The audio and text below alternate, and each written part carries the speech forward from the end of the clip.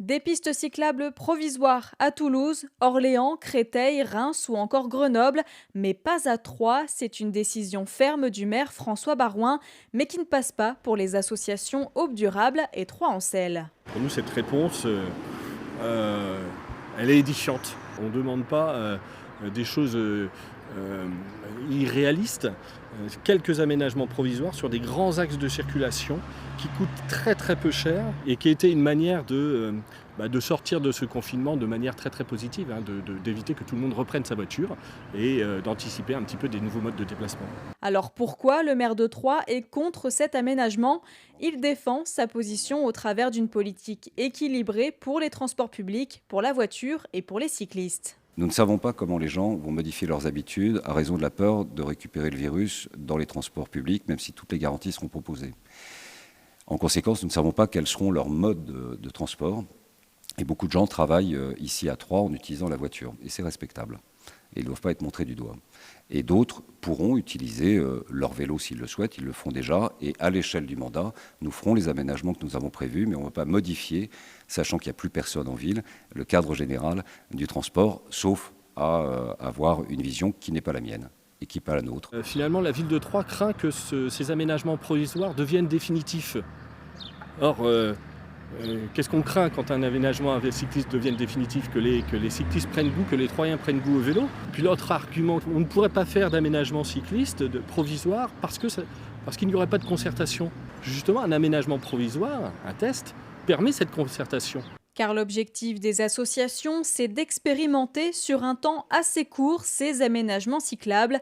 Troyes-en-Selle a ciblé une quinzaine d'axes, boulevard Carnot, de Dijon, Maille Descharmies entre autres, ou encore ici, avenue Pierre-Brossolette. L'espace, c'est une 2 fois 2 voies.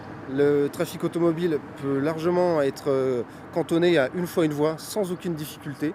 Ça, c'est l'axe le plus symbolique. Donc on a repéré ces grands axes de circulation sur lesquels il était très très facile de libérer une voie de circulation pour la dédier au vélo et de laisser la voiture circuler. Il n'était pas question d'empêcher les voitures de circuler. Pour rendre, par exemple, l'agglomération troyenne cyclable, il faudrait seulement 7% de l'espace, consommer 7% de l'espace dédié aux voitures pour transporter autant de monde qu'en voiture actuellement.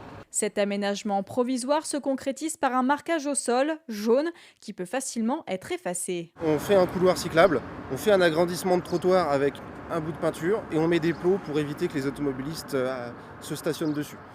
S'il y a une route où il y a du stationnement le long, on fait passer la voie cyclable par le stationnement et on déplace le stationnement sur la gauche de la voie cyclable. Et cette proposition intervient au moment du déconfinement, pas un hasard du calendrier. Il y a un risque à la sortie du déconfinement, c'est ce qu'on appelle un effet rebond. C'est-à-dire que tout le monde prenne la voiture parce que les transports en commun vont être délaissés. Parce que les transports en commun sont des espaces de promiscuité et de voir la circulation automobile prendre une importance considérable avec tous les dangers en termes de pollution, en termes d'émissions de gaz à effet de serre.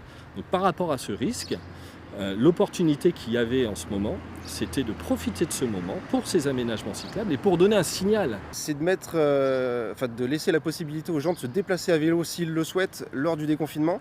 Parce que pendant le confinement, il y a beaucoup de personnes qui se sont mises au vélo et qui se sont habitués à une route à peu près sécurisée sans beaucoup d'automobilistes qui peuvent paraître dangereux et qui parfois sont dangereux. À noter que le gouvernement a lancé le dispositif Coup de pouce vélo le 11 mai, jusqu'à 50 € pour faire réparer ou entretenir son vélo entre autres, afin d'inciter les Français à utiliser ce mode de transport doux. Un urbanisme tactique qui n'est pas au goût du jour à Troyes et dans l'agglomération.